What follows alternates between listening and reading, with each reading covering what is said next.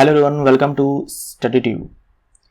तो बढ़ेंगे हम लोग इस सीरीज में आगे और करेंगे इस वीडियो में इस सीरीज का सेट नंबर 74।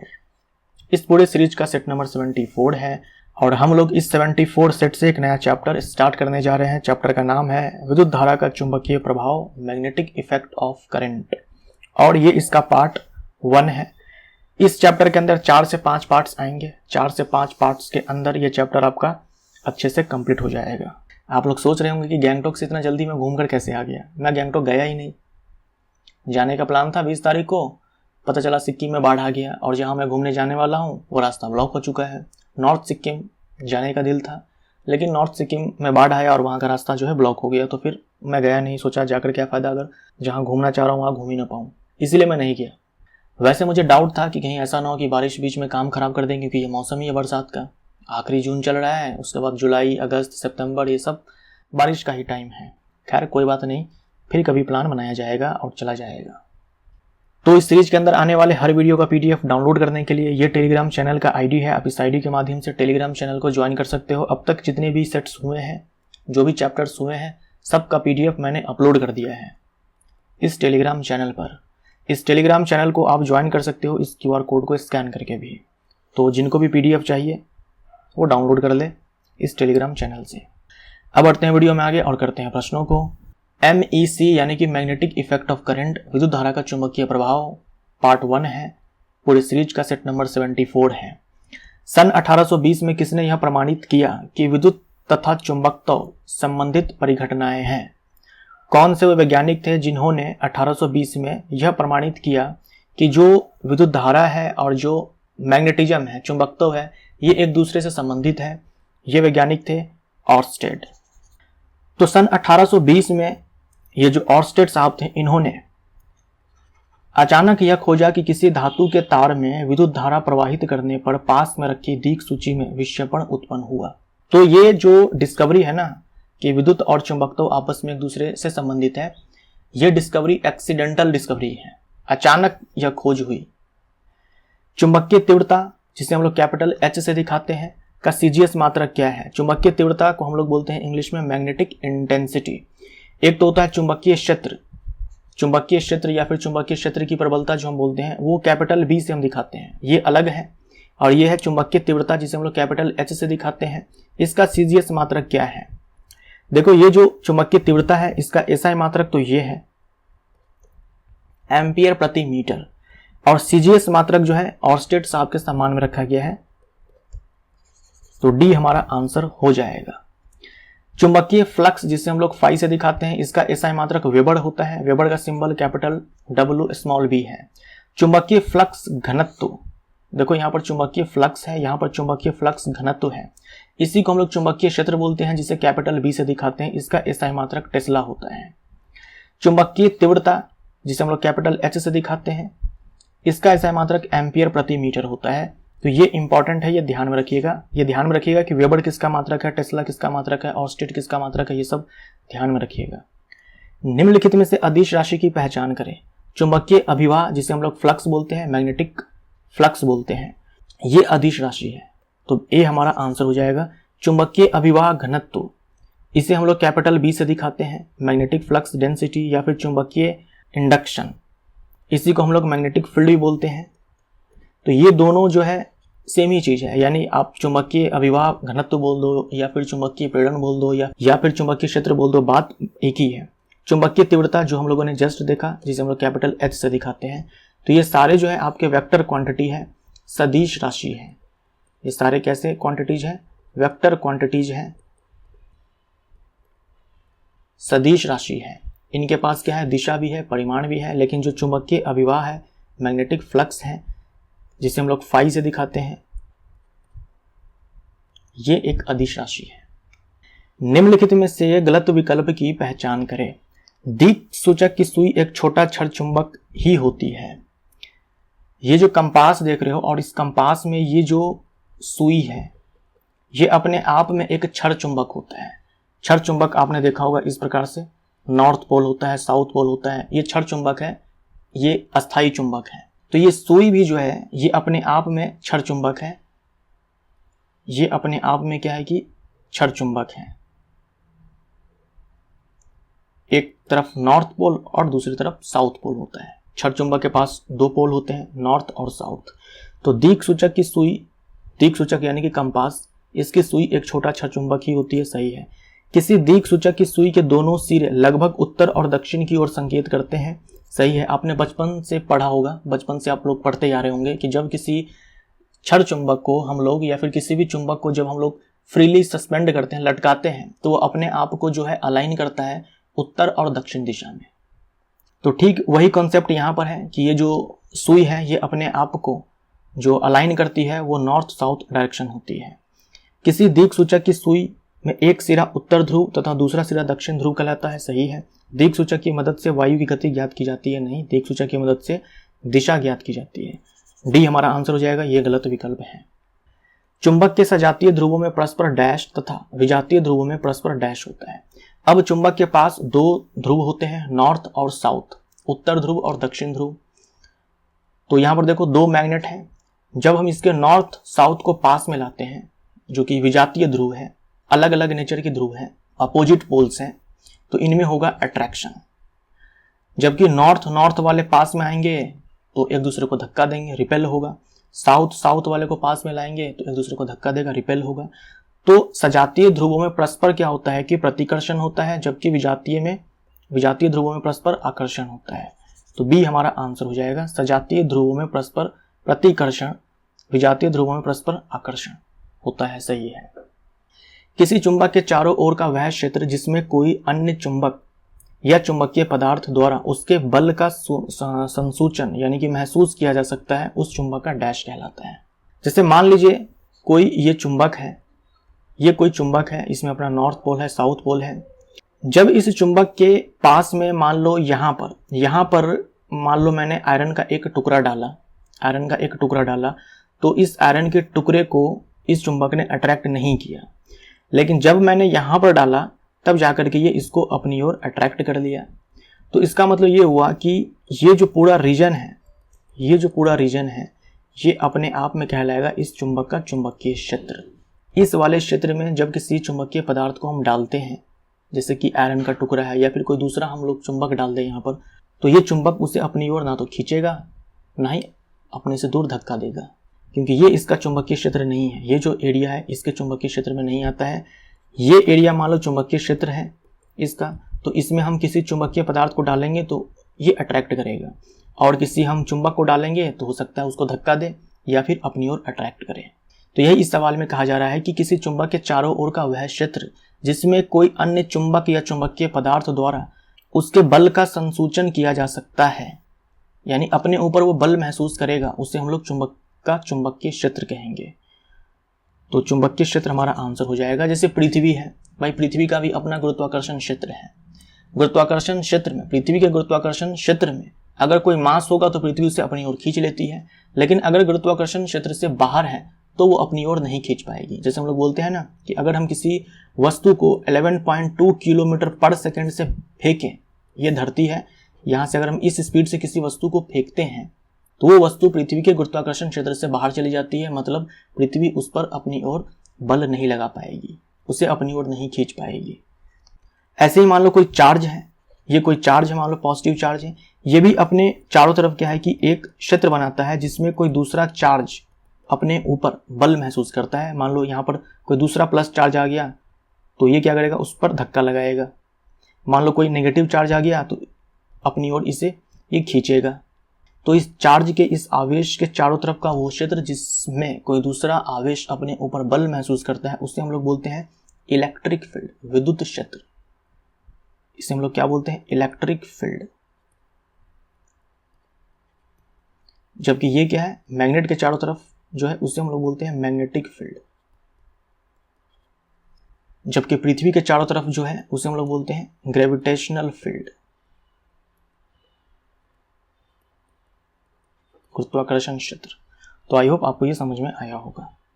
किसी चुंबक के चारों तरफ की वह रेखाएं जिनके अनुदिश कोई चुंबकीय पदार्थ जैसे कि लौह चूर्ण या दिक् सूचक का उत्तर ध्रुव स्वयं संरेखित होता है डैश का निरूपण करती है। जैसे मान लीजिए मैग्नेट है, इस मैग्नेट के आसपास जो है हमने क्या किया कि लौह चूर्ण का छिड़काव किया। जब हमने लौह चूर्ण का छिड़काव किया तो ये जो लौह चूर्ण है अपने आप ही एक खास तरह के पैटर्न में जो है सज गया। आपको दिख रहा होगा ये एक खास तरह के पैटर्न में जो है ये खुद ही सज गया है इस प्रकार से। या फिर हम क्या करते हैं कि ये जो चुंबक है, ये जो बार मैग्नेट है, इसके पास हम लोग नॉर्थ पोल को रखते हैं।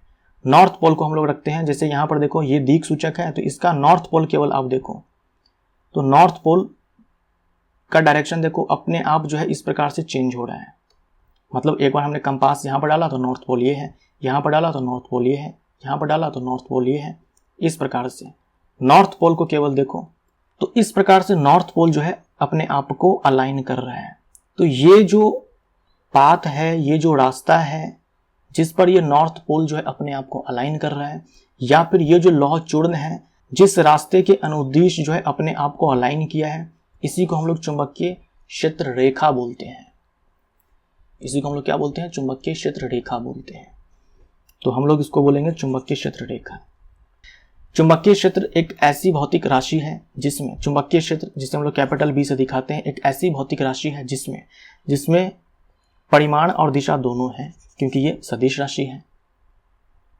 चुंबकीय क्षेत्र की दिशा वह मानी जाती है जिसके अनुदिश दिक् सूचक का डैश उस क्षेत्र के भीतर गमन करता है। देखो यहां पर उत्तर ध्रुव भी है और दक्षिण ध्रुव भी है। उत्तर ध्रुव हम लोग आंसर करेंगे, हम लोग दक्षिण ध्रुव आंसर नहीं करेंगे, ये याद रखिएगा। तो यही हम लोगों ने अभी देखा यहां पर कि ये मैग्नेट है, हमने नॉर्थ पोल को चेक किया तो नॉर्थ पोल जो है अपने डायरेक्शन को कुछ इस प्रकार से चेंज कर रहा है, कुछ इस प्रकार से जो है चेंज कर रहा है। तो ये जो रास्ता है इसी को हम लोगों ने कहा मैग्नेटिक फील्ड लाइंस। ये काल्पनिक रेखा है। चुंबकीय क्षेत्र रेखाएं विद्युत क्षेत्र रेखाओं से, चुंबकीय क्षेत्र रेखाएं विद्युत क्षेत्र रेखाओं से किस प्रकार अलग है? जैसे हम लोगों ने देखा विद्युत क्षेत्र देखा, चुंबकीय क्षेत्र देखा, गुरुत्वाकर्षण क्षेत्र देखा, और जैसे हम लोगों ने यहां पर देखा चुंबकीय क्षेत्र रेखाएं, वैसे ही क्या है कि विद्युत क्षेत्र रेखाएं भी होती है जो चार्ज के कारण बनती है। जैसे यहां देखो ये चुंबकीय क्षेत्र रेखाएं हैं, ऐसे ही ये विद्युत क्षेत्र रेखाएं हैं। तो इन दोनों में क्या अंतर है, यही सवाल में पूछा गया है।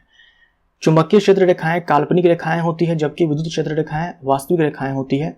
ये गलत हो जाएगा। देखो दोनों के दोनों जो है काल्पनिक रेखा है, ठीक है, दोनों के दोनों जो है काल्पनिक रेखा है, कोई वास्तविक रेखा नहीं है। मतलब ऐसा नहीं है कि 12 मिनट लाओ तो उसके चारों तरफ आपको ये रेखाएं दिखती हैं, ये तो काल्पनिक रेखाएं हैं। हमने यहाँ पर नॉर्थ पोल डाला, नॉर्थ पोल डाल कर चेक किया, नॉर्थ पोल डाल कर चेक किया, ऐसे तो हमें ये लाइन मिली।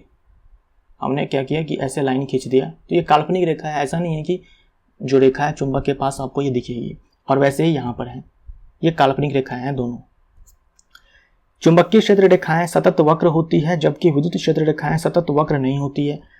ये भी गलत हो जाएगा, ये भी गलत हो जाएगा। मतलब ये गलत है, ये गलत है। हमें बताना है कि दोनों एक दूसरे से भिन्न कैसे हैं। देखो दोनों जो है सतत वक्र रेखा होती है, दोनों सतत वक्र रेखा होती है। सतत वक्र मतलब कंटिन्यूअस, ऐसे ऐसे नहीं, टूटी हुई लाइन नहीं, टूटा हुआ वक्र नहीं, ऐसे कंटिन्यूअस करो। चुंबकीय क्षेत्र रेखाएं एक दूसरे को प्रतिषेध कर सकती है जबकि विद्युत क्षेत्र रेखाएं एक दूसरे को प्रतिषेध नहीं कर सकती है। ये भी गलत हो जाएगा। देखो चुंबकीय क्षेत्र रेखाएं और विद्युत क्षेत्र रेखाएं दोनों में से कोई भी एक दूसरे को प्रतिषेध नहीं कर सकती है। चुंबकीय क्षेत्र रेखाएं बंद वक्र होती है जबकि विद्युत क्षेत्र रेखाएं बंद वक्र नहीं होती। ये सही है, ठीक है, ये सही है। दोनों काल्पनिक रेखाएं होती है, दोनों सतत वक्र रेखाएं होती है, दोनों रेखाएं जो है एक दूसरे को प्रतिषेध नहीं कर सकती है। मतलब चुंबकीय क्षेत्र रेखाएं आपस में एक दूसरे को काट नहीं सकती है, ऐसे विद्युत क्षेत्र रेखाएं भी एक दूसरे को नहीं काट सकती है। लेकिन देखो चुंबकीय क्षेत्र रेखाएं जो होती है बंद वक्र होती है जबकि विद्युत क्षेत्र रेखाएं जो है बंद वक्र नहीं होती है। ये देखो ये बंद वक्र है, ऐसे नॉर्थ पोल से ऐसे मैग्नेटिक फील्ड लाइंस ऐसे निकलती है ना, फिर अंदर में भी साउथ से नॉर्थ ये जाती है। लेकिन यहां पर ऐसा नहीं होगा। देखो धनात्मक आवेश से विद्युत क्षेत्र रेखाएं निकलती है और जाकर के विलीन हो जाती है, एंड कर जाती है ऋणात्मक चार्ज पे। सारे एरो देखो आपको दिखलाया गया है प्लस से माइनस की तरफ, एक भी एरो आपको माइनस से प्लस नहीं दिखलाया गया है, क्योंकि ये बंद वक्र नहीं है, ये बंद वक्र नहीं होती है। ये चीज आप ध्यान में रखिएगा, ये अंतर है। किसी क्षण चुंबक के बाहर चुंबकीय क्षेत्र रेखाओं की दिशा होती है। किसी क्षण चुंबक के बाहर चुंबकीय क्षेत्र रेखाओं की दिशा होती है। देख लो, ये क्षण चुंबक है, इसके बाहर देखो दिशाएं क्या है, नॉर्थ से निकल रही है, साउथ में जाकर के एंटर कर रही है। एन से नॉर्थ, एन से निकलना, एन से नॉर्थ, एन से निकलना, नॉर्थ से निकलती है, साउथ में जाकर के एंटर करती है। ये डायरेक्शन है क्षण चुंबक के बाहर की। तो बाहर की पूछा है हमसे, तो उत्तर ध्रुव से दक्षिण ध्रुव की तरफ। किसी क्षण चुंबक के भीतर चुंबकीय क्षेत्र रेखाओं की दिशा होती है। अब क्योंकि ये बंद वक्र है, ये बंद वक्र है, तो बाहर में नॉर्थ से साउथ, तो अंदर में साउथ से नॉर्थ। ठीक है, ये दिख नहीं रहा होगा आपको, अंदर में साउथ से नॉर्थ, ऐसे, तभी तो बंद वक्र होगी ना। बाहर में नॉर्थ से साउथ, अंदर में साउथ से नॉर्थ। तो इंपॉर्टेंट है, ध्यान में रखिएगा। तो दक्षिण ध्रुव से उत्तर ध्रुव की तरफ, बी हमारा आंसर। जहां पर चुंबकीय क्षेत्र रेखाएं अपेक्षाकृत अधिक निकट होती है, वहां पर आप इस चुंबकीय क्षेत्र रेखाओं को देखो तो कहीं पर चुंबकीय क्षेत्र रेखाएं जो है, जैसे यहां पर दूर दूर है, जबकि पोल के पास देखो तो बहुत पास पास है। चुंबकीय क्षेत्र रेखाएं जो है बहुत पास पास है पोल के पास। तो जहां पर चुंबकीय क्षेत्र रेखाएं पास पास होती है, सघन होती है, वहां पर चुंबकीय क्षेत्र का जो मान है वो ज्यादा होता है, यानी वहां पर चुंबकीय क्षेत्र की जो प्रबलता है वो अधिक होती है। जैसे मान लो यहाँ पर मान लो कि चुंबकीय क्षेत्र रेखा जो है, मान लो कि 2 टेस्ला है, तो डेफिनेटली यहाँ पर चुंबकीय क्षेत्र का मान जो है 2 टेस्ला से ज्यादा होगा। 3 टेस्ला, 4 टेस्ला कुछ भी हो सकता है, लेकिन 2 टेस्ला से ज्यादा होगा। तो चुंबकीय क्षेत्र अधिक प्रबल होता है, ये सही है। वहां पर विद्यमान किसी अन्य चुंबकीय ध्रुव पर चुंबकीय क्षेत्र के कारण अधिक बल कार्य करेगा, तो सही है, ये सही है भाई। यहां पर मैग्नेटिक फील्ड का जो मान है वो कम है क्योंकि फील्ड लाइन्स दूर दूर है। यहाँ पर मैग्नेटिक फील्ड का मान ज़्यादा होगा क्योंकि फील्ड लाइन जो है पास पास है। तो यहाँ पर अगर हम एक चुंबक को रखेंगे और फिर इसी चुंबक को यहाँ पर रखेंगे तो यहाँ पर बल ज़्यादा लगेगा ना चुंबक पर, क्योंकि यहाँ पर चुंबकीय क्षेत्र जो है ज़्यादा प्रबल है। तो बी भी सही है। चुंबकीय क्षेत्र दुर्बल होता है, वहाँ पर गलत हो जाएगा, डी हमारा राइट आंसर हो जाएगा। अच्छा, इस चुंबकीय क्षेत्र रेखा को हम लोग चुंबकीय बल रेखा भी बोलते हैं। चुंबकीय क्षेत्र रेखा को हम लोग चुंबकीय बल रेखा भी बोलते हैं। निम्न में से कौन चुंबकीय क्षेत्र रेखाओं की विशेषता नहीं है? चुंबकीय क्षेत्र रेखाओं की विशेषता नहीं है, ध्यान से सुन लीजिए, याद कर लीजिए, एग्जाम में बहुत पूछे जाते हैं।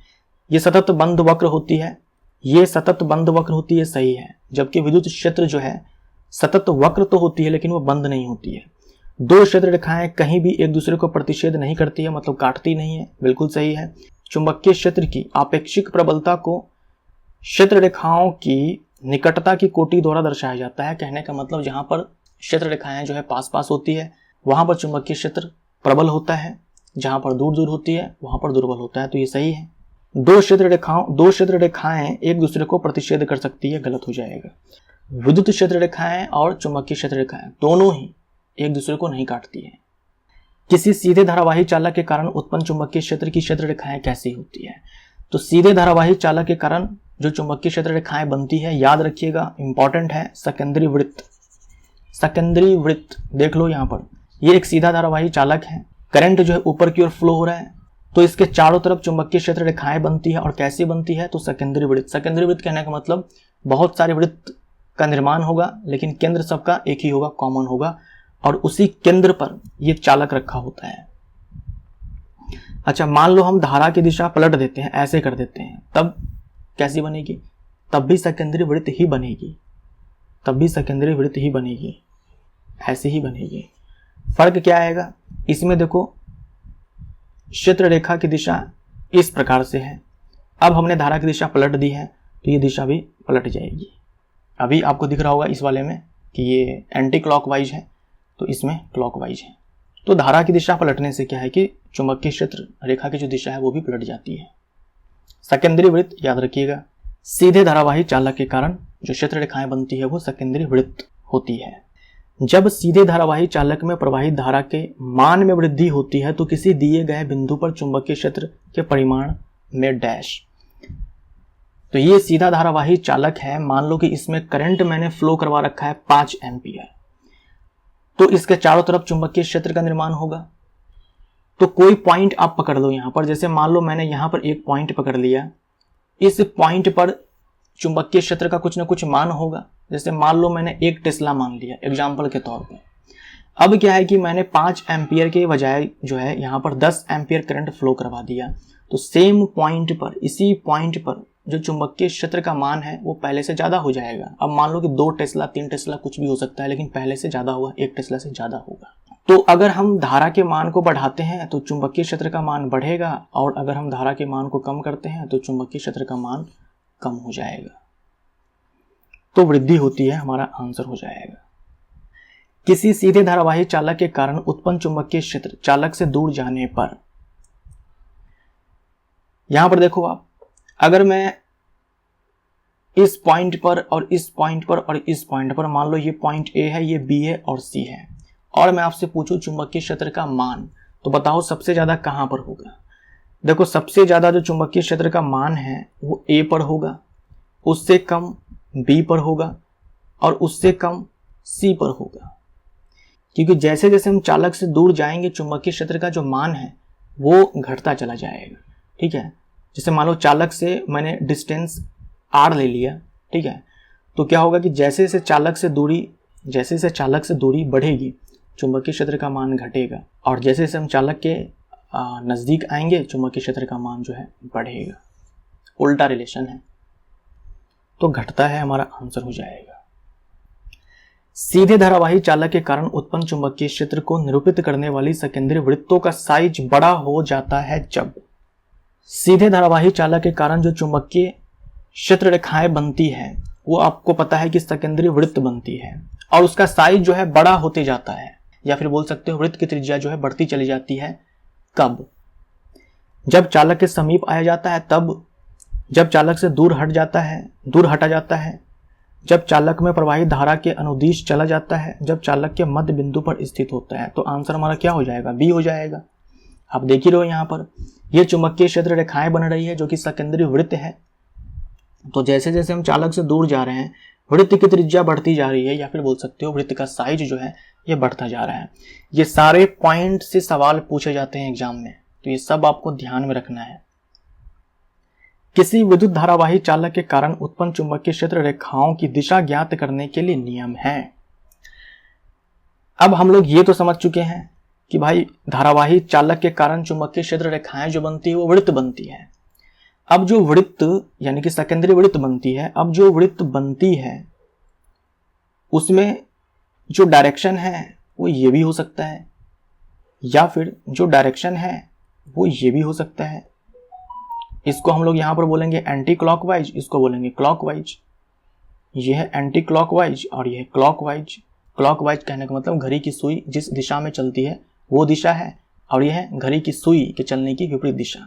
तो कब हमें कौन सी दिशा यहां पर मिलने वाली है, कौन सा नियम बताएगा? ये बताएगा दक्षिण हस्त अंगुष्ठ नियम, यानी दाहिने हाथ का अंगूठा नियम, या फिर मैक्सवेल का कॉर्क स्क्रू नियम। तो डी हमारा आंसर हो जाएगा यहाँ पर। इसको मैं मिटाता हूं यहाँ पर एक बार, ठीक है, क्योंकि मैंने यहाँ पर कुछ लिख रखा है। यहाँ देखो मैक्सवेल का कॉर्क स्क्रू नियम क्या कहता है, यदि हम कॉर्क स्क्रू को, ये जो स्क्रू होता है इसके बारे में कहा जा रहा है, यदि हम कॉर्क स्क्रू को विद्युत धारा की दिशा में आगे बढ़ा रहे हैं तो कॉर्क स्क्रू के घूर्णन की दिशा चुंबकीय क्षेत्र की दिशा होती है। जैसे मान लीजिए एक तार है, इस तार में करंट जो है नीचे की ओर फ्लो हो रहा है। अब हम यहाँ पर एक स्क्रू डालेंगे और उस स्क्रू को हम क्या करेंगे, धारा की दिशा में आगे बढ़ाएंगे।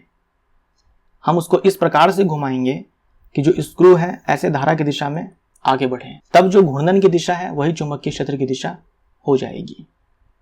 तो यहां पर आप देख सकते हो दक्षिण हस्त अंगुष्ठ नियम में दाहिने हाथ के अंगूठे को धारा प्रवाह की दिशा के विपरीत दिशा में रखा जाता है। यह गलत हो जाएगा।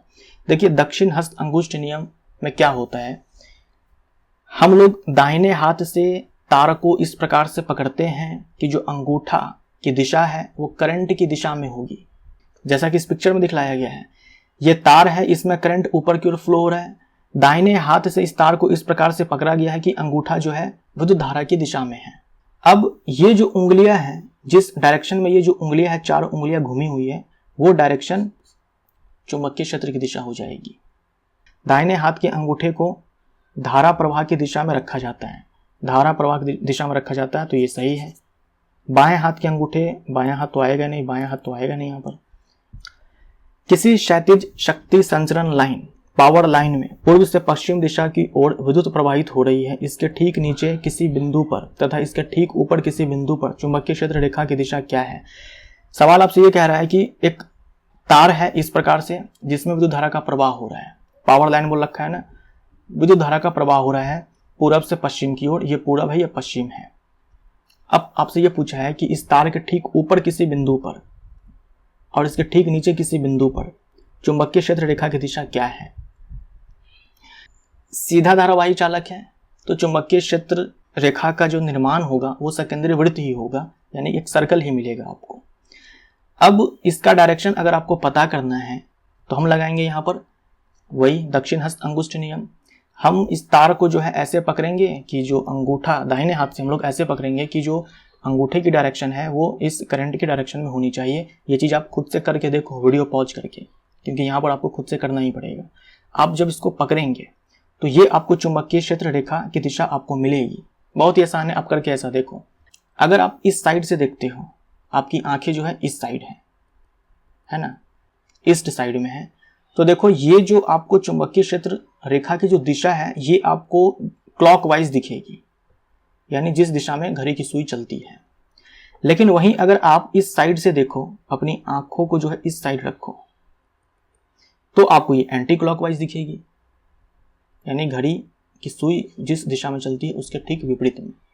इसको हम बोलते हैं दक्षिणावर्त, इसको बोलते हैं वामावर्त। तो अगर आप ईस्ट साइड से देखते हैं तो चाहे आप ऊपर की तरफ देखो डायरेक्शन, चाहे इस पॉइंट पर देखो, इस पॉइंट पर देखो, ये आपको क्लॉकवाइज ही मिलने वाली है। और वेस्ट साइड से देखो ऊपर या नीचे किसी बिंदु पर, तो आपको एंटी क्लॉकवाइज ही मिलने वाली है।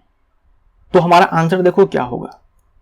पूर्वी सिरे से अवलोकन करने पर, यहां से अवलोकन करने पर तार के ऊपर या नीचे किसी भी बिंदु पर तार के लंबवत तल में दक्षिणावर्त यानी कि क्लॉकवाइज।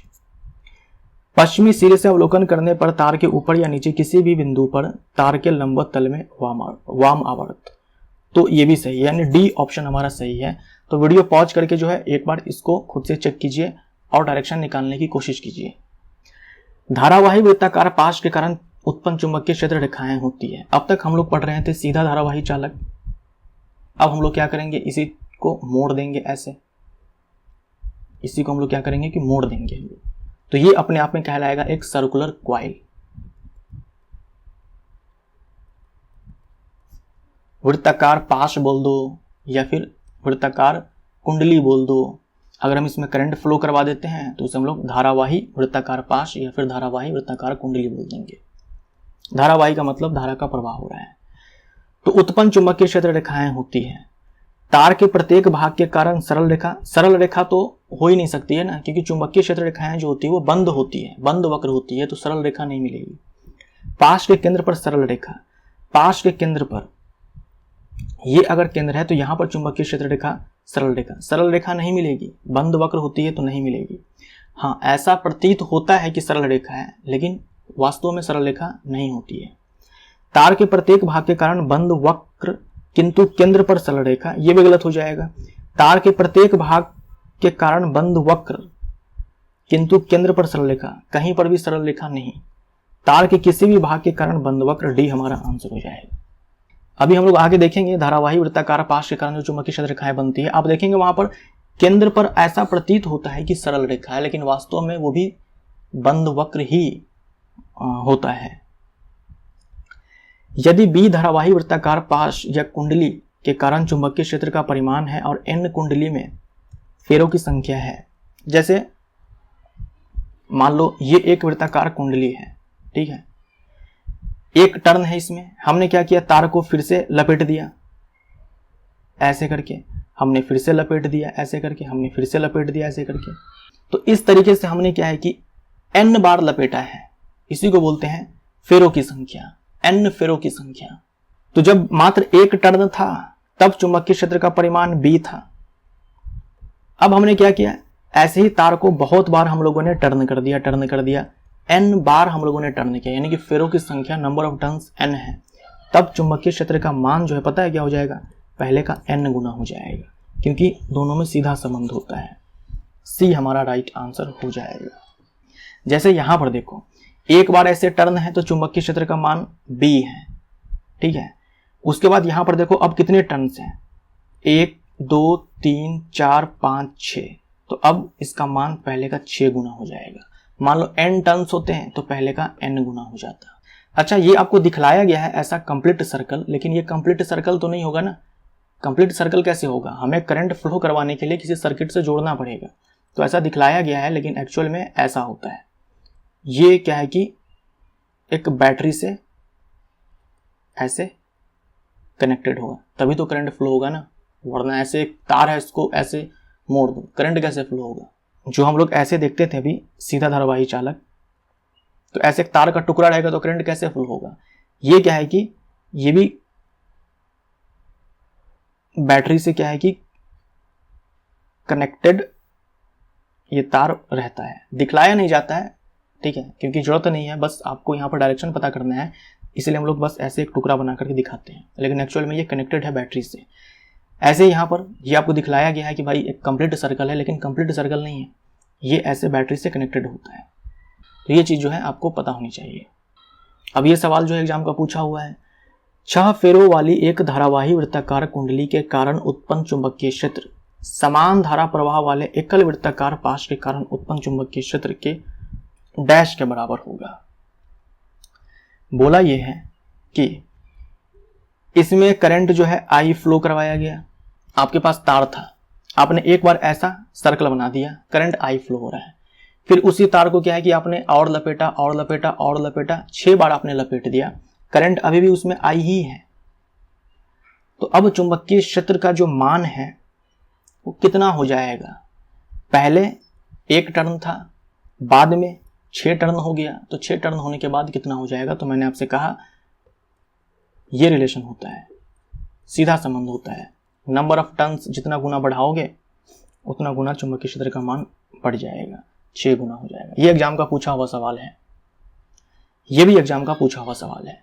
n फेरों वाली एक धारावाही वृत्ताकार कुंडली के कारण उत्पन्न क्षेत्र है, यानी कि उत्पन्न चुंबकीय क्षेत्र आपको मानना है, और समान धारा को वहन करने वाले समान त्रिज्या के एकल वृत्ताकार लूप के कारण उत्पन्न क्षेत्र का अनुपात।